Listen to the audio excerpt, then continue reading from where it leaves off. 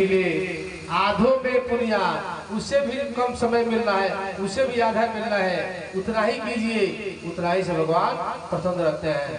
एक बार की बात है कि नारद जी ने नारायण के पास गए।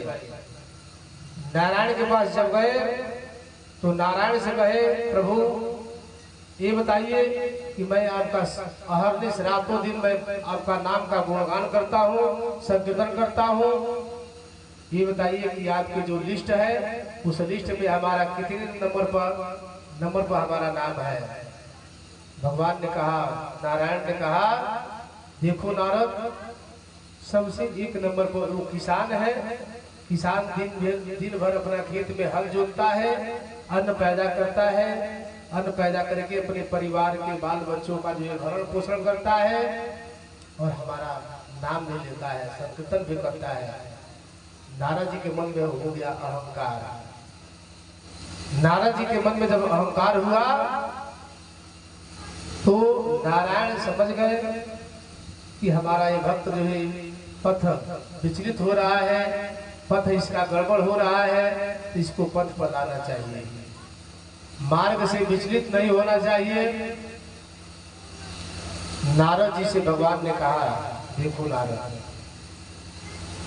सबसे बड़ा वो भक्त किसान है जो हमारा बहुत भजन कीर्तन करता है। नारद जी ने कहा, अरे महाराज, वो तो 24 घंटा में 5 मिनट आपका जो भजन नहीं करता है।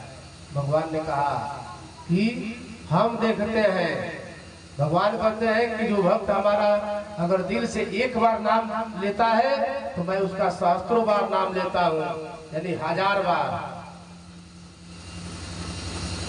नारायण ने कहा, नारद देखो, हम बात करने में ही भूल गए, एक जरूरी काम था।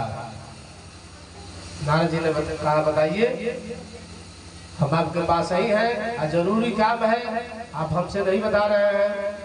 नारद जी से नारायण ने कहा, नारायण ने कहा कि नारद, भगवान शिव को एक औषधि देना है, ये औषधि अगर उचित समय पर नहीं पहुंचा तो अहित हो सकता है, बहुत बड़ा नुकसान हो जाएगा। नारद जी ने कहा, ठीक है, इसमें कौन सी बड़ी बात है, अरे हमको आपके पास से भगवान शिव ही के पास जाना था। भगवान ने कहा कि ऐसा नहीं है, जा करके देना है और दे करके हमारे पास पुनः आना है आपको। नारद जी कहे, ठीक है, उसमें कोई बात नहीं है, और औषधि का कटोरी लिए, लेकिन भगवान ने कहा कि जा रहे हो नारद, इसमें से अगर एक बूंद भी अगर पृथ्वी पर गिर गया तो पृथ्वी नष्ट हो जाएगा, पृथ्वी पर नहीं गिरना चाहिए। अब जब से नारद जी कटोरा लिए और जब तक वहां पहुंचे नहीं तब तक भगवान का एक बार भी नाम नहीं लिए, क्योंकि अगर नाम लेंगे तो बीड़ा बजाएंगे, बीड़ा बजाएंगे तो औषधि गिर जाएगा, औषधि गिरेगा तो पृथ्वी का जो है लय हो जाएगा, समाप्त हो जाएगी पृथ्वी। और देख करके जब पुनः नारद जी वापस आए तो भगवान ने कहा, नारद ये बताओ, यहाँ से जब प्रस्थान किए हो, वहाँ पहुँचे हो, वहाँ पहुँचने के बाद ये बताओ, इसके बीच में हमारा कितना बार नाम लिए हो। नारद जी ने कहा, अरे प्रभु, अगर हम आपका नाम लेते तो बीड़ा बजाते, बीड़ा बजाते औषधि गिर जाता, औषधि गिरता तो पृथ्वी लय हो समाप्त हो जाती। भगवान ने कहा कि यही बात है, वो किसान अपने अकेले कमाता है, पूरा परिवार का भरण पोषण करता है, उसके बाद जितना समय बचता है उतना समय में हमारा भजन करता है।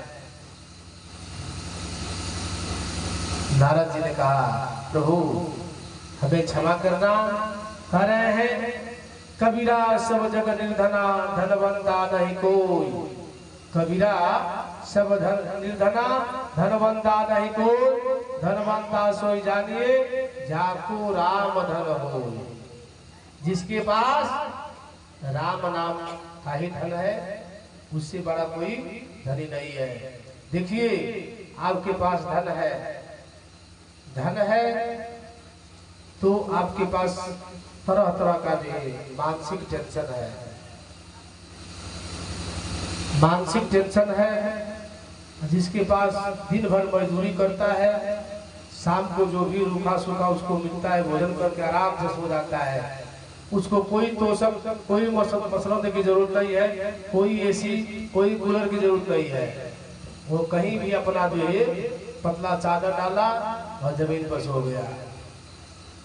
अगर जो बहुत धनाढ़ लोग हैं, बहुत पैसे वाले हैं, उनको खाने में भी टेंशन है कि हम ये नहीं खाएंगे, सोने में भी दिक्कत है, हम यहाँ नहीं सोएंगे, यहाँ एसी नहीं है, यहाँ कूलर नहीं है, सब कुछ देखना है।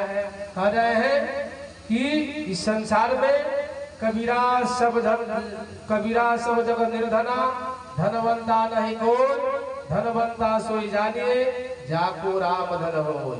जिसके पास राम नाम रूपी धन है वही सबसे बड़ा सुखी है, वही सबसे बड़ा धनवान है, वही सबसे बड़ा राजा है। जिसके पास ये सब नहीं है, भगवान का नाम का संकीर्तन, भगवान रूपी धन नहीं है, वह बेकार है। कह रहे हैं हरि भजन कल हरि जी के,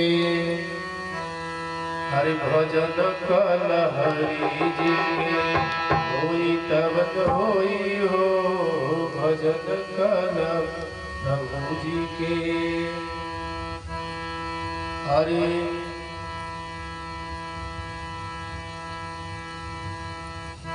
एक दिन जैबा